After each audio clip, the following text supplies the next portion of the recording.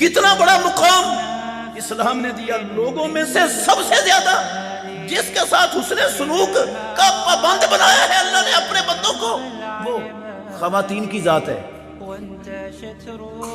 یہ درجہ اسلام نے عورت کو دیا، یہ مقام اسلام نے عطا کیا ہے عورت کو. بیان کرنے کے لیے نہیں کھڑا ہوا، میں تو بتا رہا ہوں کہ اسلام نے عورت کو کیا عزت، کیا شان اور کیا مقام عطا کیا ہے. بیوی ہے، اگر عورت کو بیوی بنایا تو کہا وَلَهُنَّ مِثْلُ الَّذِي عَلَيْهِنَّ بِالْمَعْرُوفِ.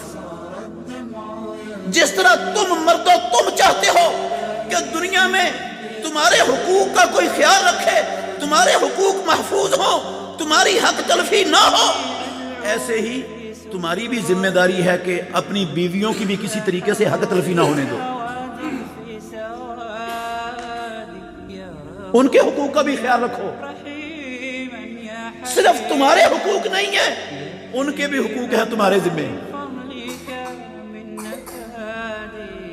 معاویہ بن حیدہ القشیری رضی اللہ عنہ کی حدیث ہے سنن ابو داود میں.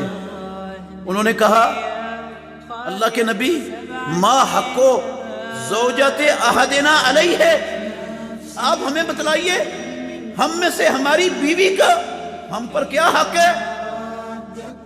آپ نے فرمایا ان تطعمها اذا طعمت وتکسوها اذا اکتسیت، کہ جیسا تو پہنے، جب تو اچھا پہنے تو اس کو بھی اچھا پہنا، جیسا تو پہننا پسند کرتا ہے ویسا اس کو بھی پہنا، جیسا تو کھاتا ہے ویسا اس کو بھی کھلا.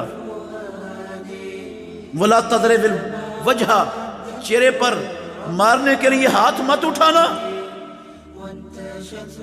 ولا تقبح، اس کو کبھی بھی نہیں کہنا، اس کے لیے سخت زبان بھی استعمال نہیں کرنا. اسلام یہ خواتین کو عزت دے رہا ہے، اور اگر خاتون حق ادا نہیں کرتی، کمی کوتاہی ہے اس کے اندر، تو اسلام نے یہ نہیں کہا کہ اس کو طلاق دے دو، چھوڑ دو، بھگا دو، گھر سے نکال دو، اس کی ہڈی پسلی توڑ دو، سر پھوڑ دو. امام الانبیاء نے فرمایا انما المرأۃ کالضلع، عورتیں دنیا میں پسلی کی مانند ہیں، پسلی کی مانند. پسلی ہے نا انسان کی، اور سب سے ٹیڑھی اوپر والی پسلی ہے.